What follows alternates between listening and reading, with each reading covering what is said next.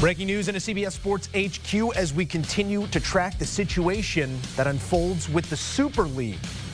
Most recently, Manchester United, Chelsea, Arsenal, Tottenham, and Liverpool are set to leave the Super League after Manchester City. The process to withdraw has just begun. The work is in progress with legal teams for these English clubs, but more teams, clubs, taking their name out of the hat for the so-called Super League. Let's welcome in our own Fabrizio Romano here with the latest. He's been tracking it all day and all week long since the formation of the Super League, and here the impending dismantling, if that's fair to say. Can you bring us the latest here, Fabrizio?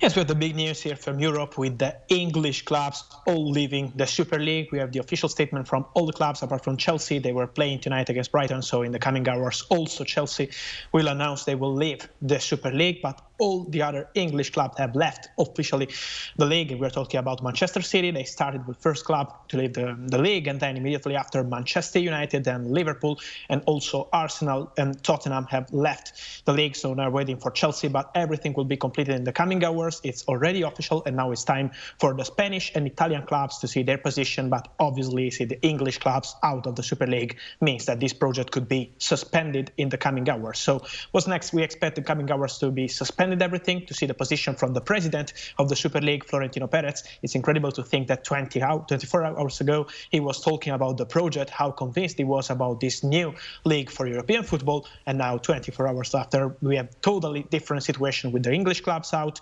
Spanish clubs thinking about their position, Atletico Madrid and Barcelona in particular, and AC Milan ready as next club to leave the league.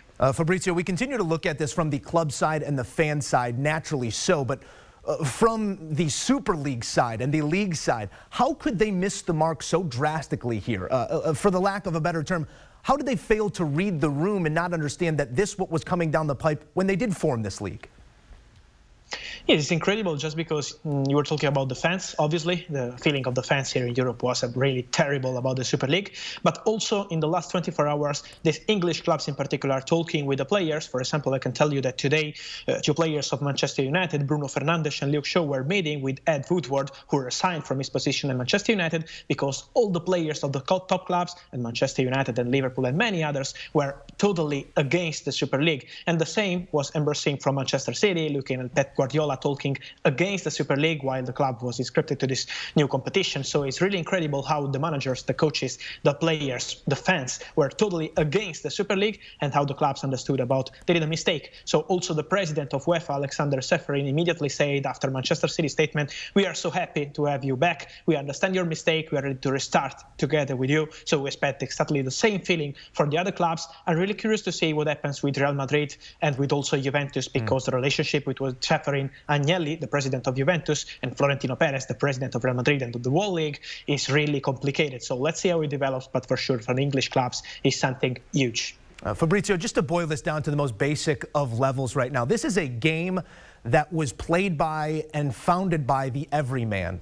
And we're not going to kid one another here and say that this is not a game that is big business at this point, because that's exactly what we're seeing here with the effort of the Super League. But just the fact that the fans can be heard and that the clubs can have their voices heard and stand up for themselves in the face of something that they did not believe in, what does that mean to you about the state of this game?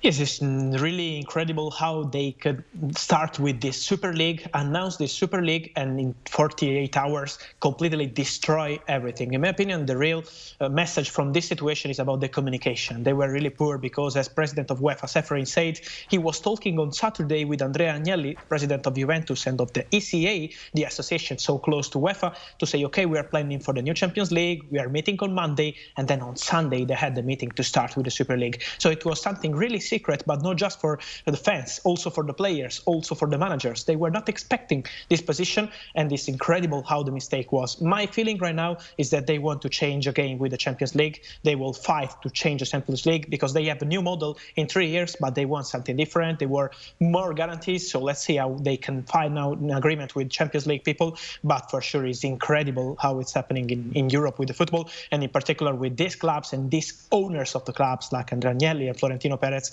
having everything secret behind UEFA, and now they will be forced to come back to UEFA because at the moment they have no European competition for the future. So they need to deal with UEFA to find an agreement.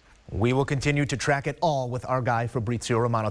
Want a sports network that delivers everything that matters about the game? The highlights, the picks, the instant analysis. No yelling, no fake debates, no politics. Hit the subscribe button and never miss a moment.